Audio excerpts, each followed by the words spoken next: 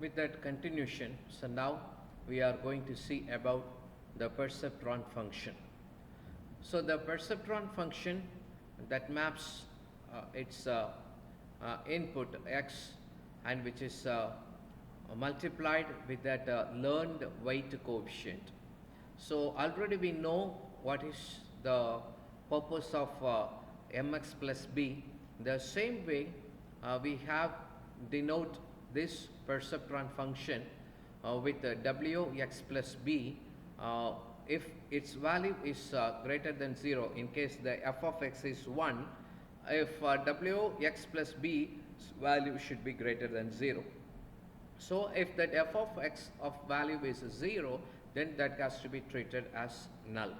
So the input x, it should be multiplied with that learned weight coefficient. So it is called that w, and that input x is an input value, and then the b be treated as the bias. So here the w is equal to vector of real valued weights, and b equal to bias, an element that adjusts the boundary away from origin without any dependence on the input value. So x equal to vector of that input x values, that is already we know. So now the function can able to return as a summation of I is varying from 1 to m, and we have to be multiply the weights along with x, that is wi into xi. So m is the number of the inputs to the perceptron. So the output can be represented as either 1 or 0. It can also be represented at what we see earlier by +1 or -1, depending on which the activation is used. So this is the basic constraint of the perceptron function. And now we have to see what is activation function of the perceptron. So already we are having three set of the stages in perceptron. We studied that is earlier. First one, we are having the inputs, and second one, appropriate weights, that rises from w0 to wm, and then so the summation part is called the summation of I equal to 1, it's varying from varying up to that m, and multiplication of wi and xi. And finally we have to go with that activation function. So this activation function, that should be greater than 0, already what we said earlier. So the final output should be that 1, or the output should be that -1. So there is the three varieties of perceptron function. The number 1 is called, that is the step function. In that image itself you can able to see that falls into that positive quadrants of the graph. Already we studied in the earlier schooling. We know the graph is having a 4 quadrant. The first quadrant, the x and y is the positive quadrant, and in a second quadrant we are having that x is positive and y is negative, and in in the third quadrant we are having that x is negative and y is also the negative, and in fourth quadrant we are having x is negative and y is the positive. In that same way, that perceptron function is also defined. In that step function, it's mentioning into that +1 kind of that variety, and in that sign function, that has been ranged from -1 to up to that +1. And we are having that another one function is called, that is that sigmoid function. Already we know the sigmoid that has been placed in between two dependent variables. It may be f0 and f1.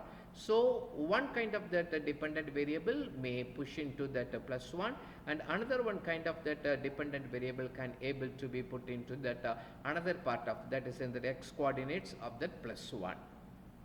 So these are all the three varieties of that activation function in that perceptron. And now we have to quickly see the inputs of a perceptron. So a perceptron accepts inputs, moderates them with that certain weight values. Already we said that one applies the transformation function to output as the final result. A Boolean outcome that has been the output of the perceptron, such as for that inputs like salaried, marriage, age, past credit profile. For this parameter, we are having that only one answer, either yes or no. Are you salaried? Yes or no. So are you married? Yes or no. So what's your age? That's an above 30? Yes or no. So past credit profile, is it good or bad? So the outcome always based on that only one answer. The answer either be positive or the answer either be negative. So it has only the two values, that is yes or no, or we have to say that is the true or false. So the summation function multiplies all inputs of the x by the weights of w and then adds them up as follows, that is w0 plus w1 x1 plus w2 x2 up to that wn xn. So this way the input perceptrons that has been computed. So now we have to be see how that output perceptron is working. So the perceptron with that Boolean input, so that means x1 to that xn, and that output we are having the weights that has to be multiplied with that x1 and that xn. So output of x1 up to that xn, that seems to be if it is 1, and if w0 plus w1 x1 plus w2 x2 until up to that wn xn, that weights should be greater than 0.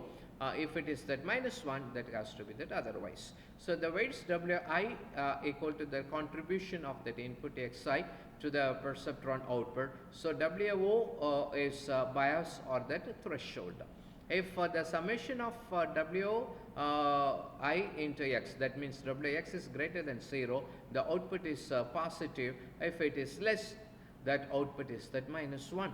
So the neuron, it gets triggered only when weighted input reaches to the threshold, certain threshold value. So output of vector of x equal to sigmoid of w vector of the w, that should be multiplied with that vector of that x. So signal of that y equal to 1 if y is greater than 0, minus 1 or otherwise s.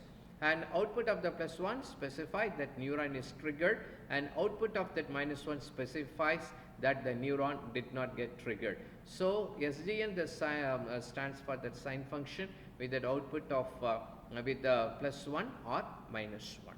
On that continuation, we are going to see about the decision boundary.